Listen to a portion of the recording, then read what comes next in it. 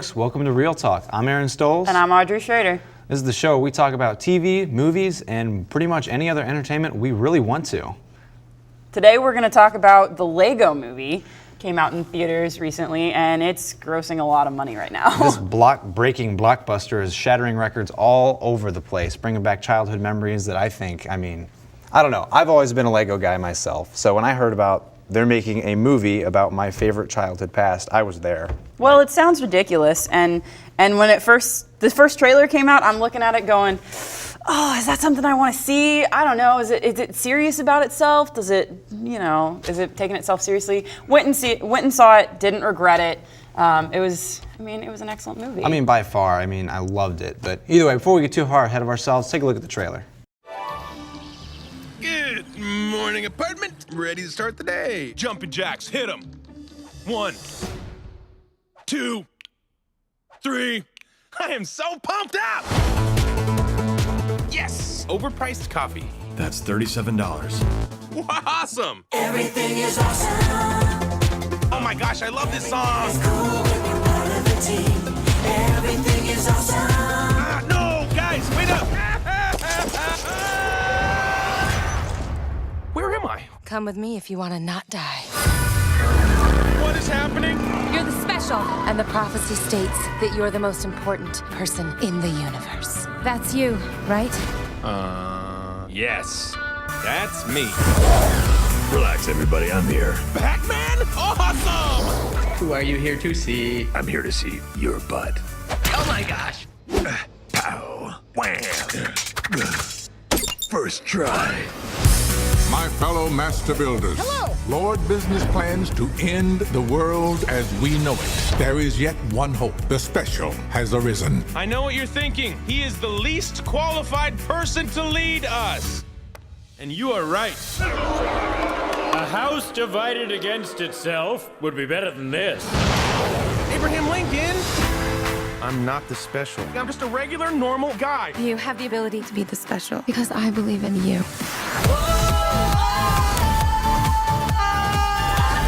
Robots, destroy him! Aloha, loser!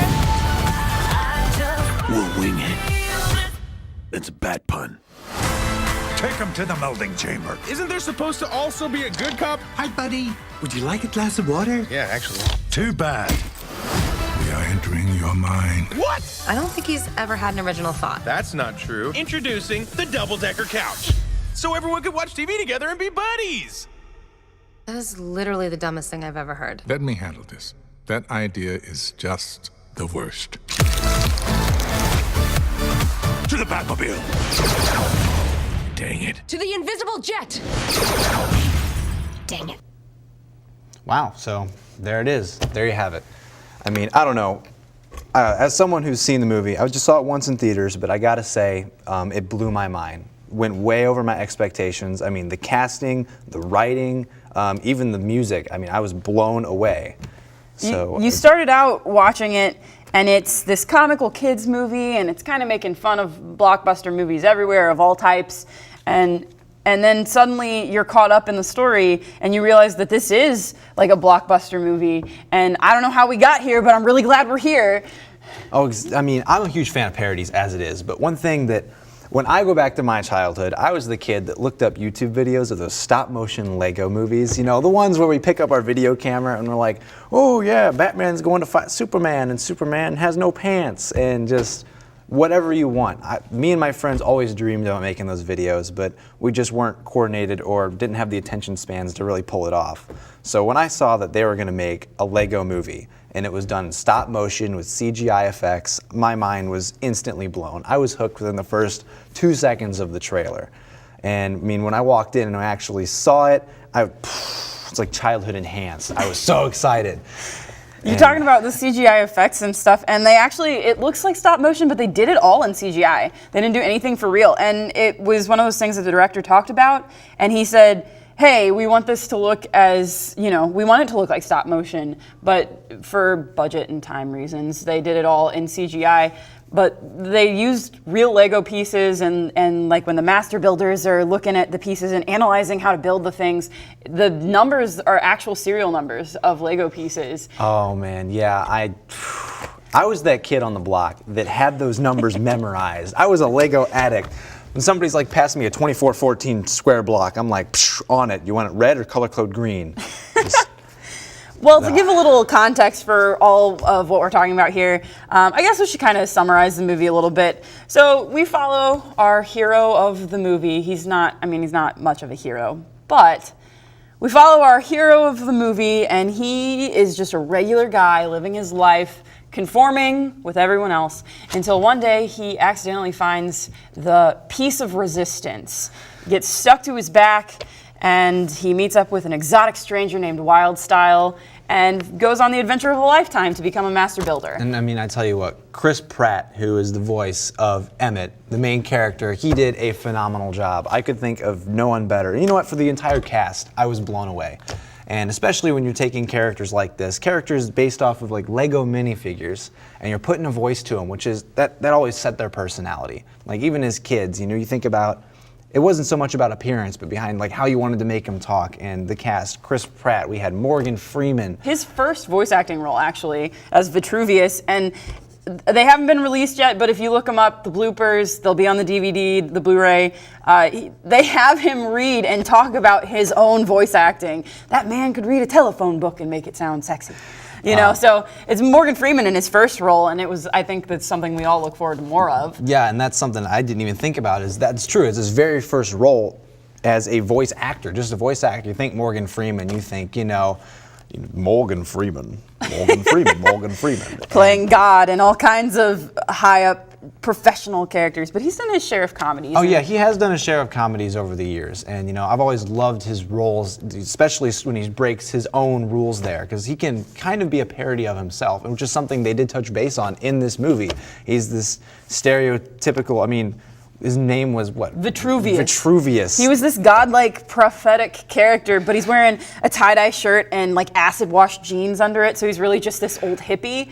But overall the movie was really great. And the voice acting, and the director of 21 Jump Street pulls out another great comedy, and they've confirmed a sequel. There's going to be a Lego movie too, and after the success that they found, I really don't think anyone's surprised by that. Oh, not at all. I wish I had the numbers in front of me, but I knew that it was breaking records in the first week in the box office. It was insane. If you think about it, not only do you have all of the kids out there that have been playing with Legos, but you've got people like us, in our young 20s. We've been playing with Legos for ages, and you've got old fan base hits new fan base. It's perfect. It's a perfect combination. And you know what else blew me away about this movie was the soundtrack. And they play that Everything's Awesome song in the trailer, and it's just... Everything is awesome. Everything is cool when you're part of a team. Everything is awesome. Yeah, it's really catchy. And they make it like it's this generic pop song, and it is, but it's great. It's an excellent It's just the perfect song. generic pop song, though. But while we're talking about the soundtrack, let's throw it over to Chris at our soundtrack station, and he can give us the lowdown. Thanks, Audrey. Hi, I'm Chris Slayer, and I am the soundtrack expert. I really call myself more of an enthusiast. We're here to talk about the Lego Movie, and wow, just wow. It's been a while. I would even say years since I've heard a soundtrack this imaginative, creative, and inspirational, dare I say. And let me just start by saying, I wrote down a few words here that I just really stood out to me about the soundtrack. And first of all, it's ingenuitive. This soundtrack is all over the place, covering all kinds of genres, literally all kinds of genres that you can imagine. Like, it goes from rap to Western to epic Lord of the Rings type, and then the next second there's dubstep. It's hard to keep track of it, and I love the fact that I can hardly keep pace. I have to constantly keep holding out and grabbing for some kind of theme that's going around, which brings me to my favorite part of this soundtrack, themes. One of the biggest, most crucial things about a soundtrack, in my opinion, is the theme. It's the heart and the soul of the soundtrack. Nowadays, it's like a dying art. You really don't see themes that often anymore. And this movie, home run, knocks it out of the park, completely wins in this area. Now, it's creative, it's bold, it's exciting, it's absolutely emotional. You feel for this movie every step of the way. Every twist and turn in the soundtrack is like this emotional roller coaster, and it's fantastic. It really redefines how soundtracks are made because it's how it used to be. Like, this is more like soundtracks used to be. The composer, Mark Mothersbaugh, actually used to be in the band Devo, which is those guys with the red hats. Now this guy, he really made his start on the show Rugrats. He went from Rugrats to making other movies like Clyde with a Chance of Meatballs. Now he's here to continue that amazing imagination. The soundtrack includes a lot of stuff like Everything Is Awesome, and that includes, I wrote down 6 different renditions of that song, all integrating the main theme by Mothersbaugh, which is incredible. He had stuff from Tegan and Sara Feat the Lonely Island. He also had Jolie, Sammy Allen, Sean Patterson, and an instrumental dubstep version by Mothersbaugh himself. It's fantastic, it's amazing, and indeed, everything is awesome. Thanks, Chris. That was a neat breakdown of the soundtrack for the Lego Movie, which we've been talking about. And we mentioned the voice acting, we mentioned the director a little bit, but one of the things I don't think we talked about was the writing was really clever in this movie. It was a kid's movie, and you know how you go back as an adult and you watch all those Disney movies that you saw as a kid and you go, wow, I never noticed that. This is one of those things that as an adult now, who is practically a kid, I watched this movie and I was able to appreciate it because, oh, bright colors, oh, this is fun, this is just happy, but also, wow, this writing is really clever, and just little things like the piece of resistance, that's just... That. I gotta admit, like the writing, I was shocked. I was completely shocked. I was going in there expecting to see just, you know, my childhood spilled all over the floor, and like just fancy colors and fun characters everywhere. But you know what, taking a look at it from, you know, the standpoint where I'm older, I'm more mature, and I was blown away by the writing. And I'm gonna be careful, I don't wanna spoil anything for anybody, but I mean, it's definitely worth a watch or two even. I would pay for it again in theaters, you know, $10.25 a ticket, still go see it again. And there was a big twist ending, like you're on this fun Lego journey the whole time, and there just comes a point where, you know, everything becomes clear for Emmett, and at that point, you in the audience sitting there in that chair, I was just sitting there feeling like, wow, I know what's coming next, and this is just amazing. And it really surprises you, and it gets to you. It was a movie that packed a punch and had some feelings attached to it towards the end. It really did. I mean, I gotta say, for a movie, I mean, it's a Lego movie, and it's hard to say whether it's directed more for us or more for kids, but I think the way that the whole thing was written, start to finish, appeals to everybody. There's a little joke in there for everyone, a little bit of humor, both old and new. I mean, they did a great job with it. Go see this with your siblings, go see this with your parents, go see this with anybody that you used to build Legos with. Go see it with your grandparents, go see it with your dog, go take your cat out. I mean, it's any excuse. It's a smart movie, it's not a kid's movie. There's a reason it's made so much money, and I mean, as a marketing strategy, that's just really smart, is that you're talking about the target audience, and you can't tell who the target audience is, and that's a really smart marketing strategy for movies, and you see that more and more with movies. You get superhero movies and you watch them and you go, hey, this is a really, you know, kind of crazy violent movie and stuff, but it's all the superhero fans. Exactly, I mean, and that's the thing, especially like the superhero cast. I mean, you could have kids that played as pirate ships, kids that played Legos, kids that never played with Legos until they, you know, got through their college careers and realized that Legos are the best thing you can do with your life. I mean, come on. But yeah. What else are you going to do with a degree? Pretty much. But as a whole, the movie, you might think, wow, this movie's been overhyped, this movie's not for me, but I can't tell you how wrong you are. It was worth every cent, and it was completely and totally worth it. But I think that's all the time we have to talk about the Lego Movie right now. So we're going to throw it a break, and we'll be back with you in a little bit. Yeah, salad on Saturday, fruit on Friday, throw a ball Thursday, water Wednesday, touch your toes Tuesday, let's move Monday, swap snacks Sunday. 60 minutes of physical activity a day and eating well can help get your child healthy. So keep them active and eating well every day. Get ideas, get involved, get going at letsmove.gov. That's letsmove.gov. Hey folks, welcome back to Real Talk. Before we left, we were just talking about the Lego Movie, Chris Pratt's latest voice-acted movie. And speaking of Chris Pratt, I think just earlier this week we had a trailer for Guardians of the Galaxy come out, Marvel's next big experiment. There's a lot of talk about it going around, and Chris Pratt is a name that maybe you haven't heard before unless you watch Parks and Recreation, but like we said, lead voice in Lego Movie, and he's Star-Lord in Guardians of the Galaxy. I don't know if you watched the trailer, but I watched the trailer. I got really excited about it. I have indeed seen the trailer. Now, I'm someone who comes from a very basic understanding of how the Marvel Universe works. I mean, when I saw Iron Man and the Avengers, which everybody's seen at least a dozen times, I was thrilled. I'm like, that's amazing. And now, when it comes to the trailer for Guardians of the Galaxy, I'm not too familiar with that whole direction. So when I saw the trailer, I got a couple giggles out of it. I enjoyed it. Well, and they're aware that they're not one of the mainstream Marvel superhero groups. Oh, well, right. As far as that goes, because I mean, you've got things like the X-Men and the Avengers, and that kind of takes precedence. But you get Guardians of the Galaxy, and it's this kind of ragtag group of people, and they acknowledge that in the trailer. They say, I'm Star-Lord. Who? Well, nobody knows who he is, and so they do kind of give you a nice little character rundown. But as much as we can talk about this, we've got some friends who are a little more familiar with this than we are. So we're going to throw it over to Morgan to give you a little bit of a breakdown of this movie coming up. That's right, Audrey. Chris Pratt will be starring as Star-Lord in Marvel Studios' upcoming cosmic adventure, Guardians of the Galaxy. Star-Lord, aka Peter Quill, left Earth in the 1980s at a young age with only his Walkman to remind him of home. That Walkman plays the song Hooked on a Feeling in the film's first trailer, and boy is that song correct, the trailer is closing in on 13 million YouTube views in just a week, more than any trailer that debuted during the Super Bowl. While early estimates were concerned about the film's future performance, the rabid reaction to the marketing so far has silenced the critics. It looks like Marvel Studios will have another smashing success on their hands. Dave Bautista is playing Drax the Destroyer to help round out this cast. He's a once human man who is now on a quest to avenge his dead wife and child. Zoe Saldana is playing Gamora, a green-skinned assassin who finds herself hooked up with these characters.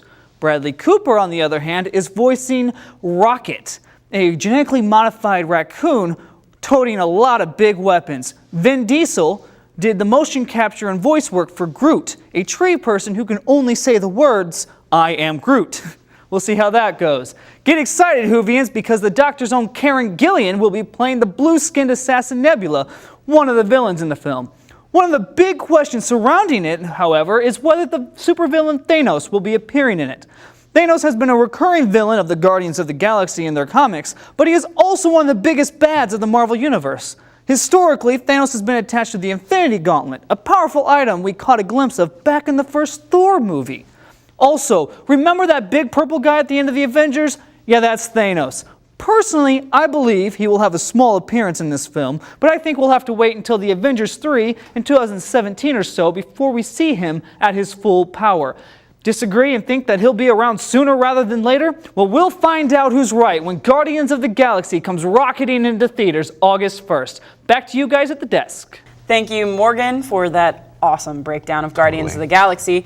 It's a movie that I'm excited for, quite frankly, and we've got a while to wait. But, as far as Marvel projects go, it's not the only one they have coming out of the gate right now. Definitely not. Coming up here soon, we've got the second Captain America movie, which I am stoked out of my mind for.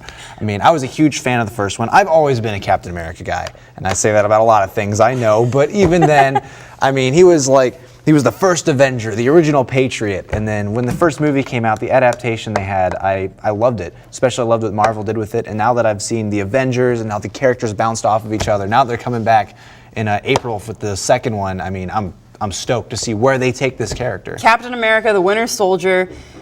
If you're a comic book nerd like me, you know who the Winter Soldier is, but I won't say it, save for spoilers. Nothing. No words. But that's exciting, is the new sequel to the movie that everybody's been expecting. I mean, we've got Avengers 2 coming up here next year, and another one that everybody's talking about, Ant-Man.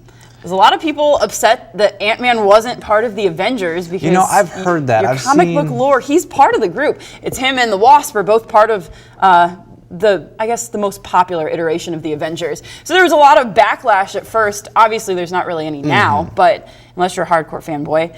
But they've got the new Ant-Man movie cast. We've got Michael Douglas as Hank Pym, and we've got Paul Rudd as Ant-Man. Paul Rudd.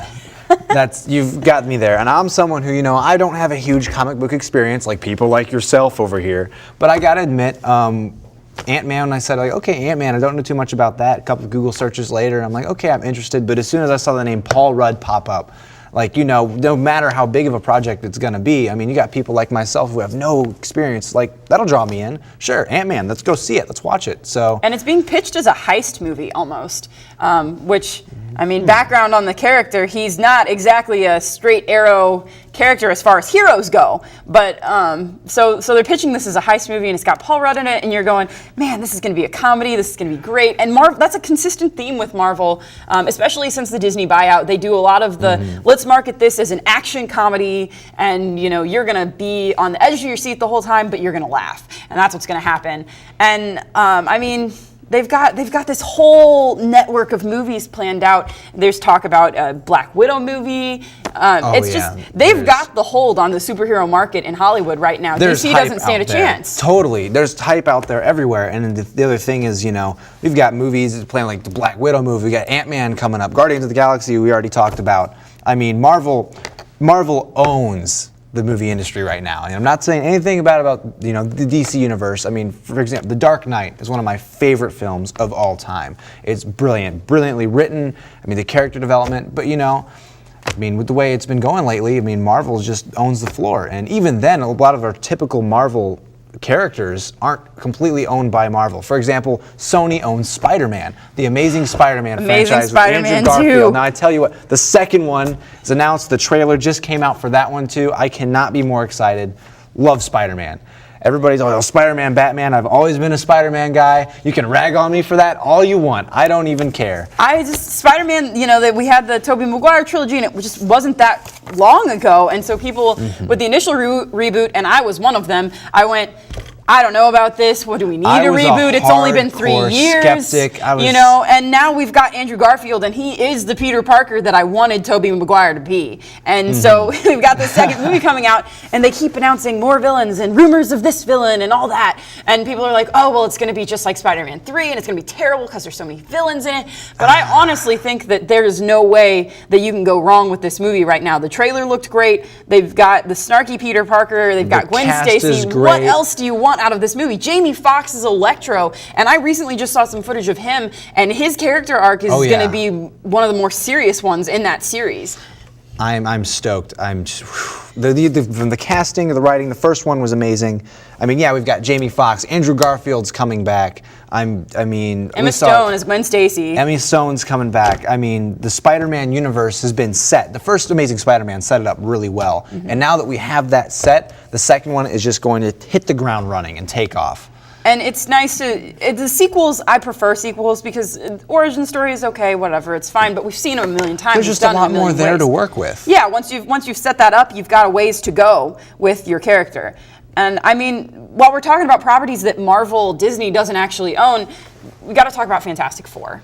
New Fantastic Four movie announced, casting just came out, and people are all over that. You've got Michael B. Jordan cast as the Human Torch, and then you've got Kate Mara cast as his sister Sue Storm. So there's a lot of talk going around by that, but I think that it's going to be great. I can't wait to see what is going to come out of that. I'm really excited. I mean, ever since, what was it, when Captain America came out and Chris Evans played, who was the original Torch, played as Captain America, I thought, oh no, it's done, Fantastic Four is never coming back. And I cried a little on the inside, I really did.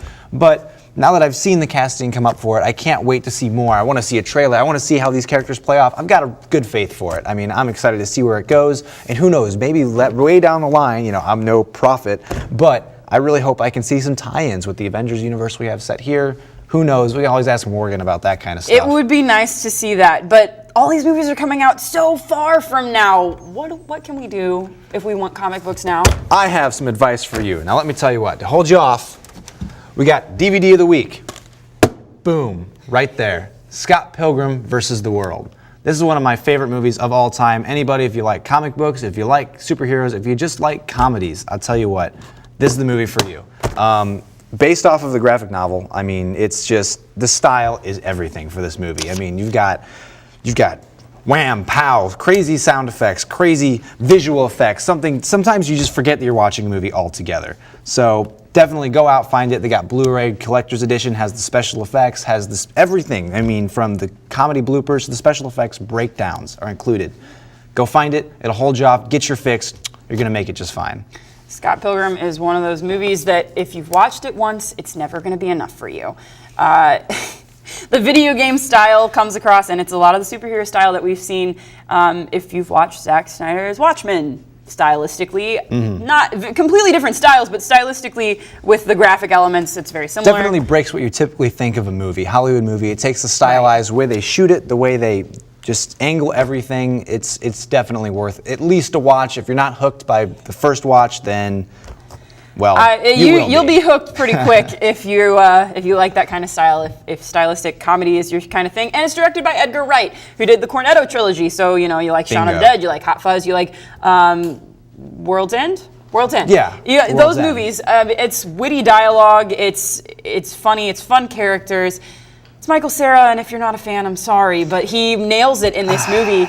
And the League of Evil Exes. What more do you want for a movie that's superhero-esque? Cheesy one-liners. Not terrible dialogue, but every now and then you've got a line. You just cringe. You just cringe a little bit, like that was so punny. I'm going to cry.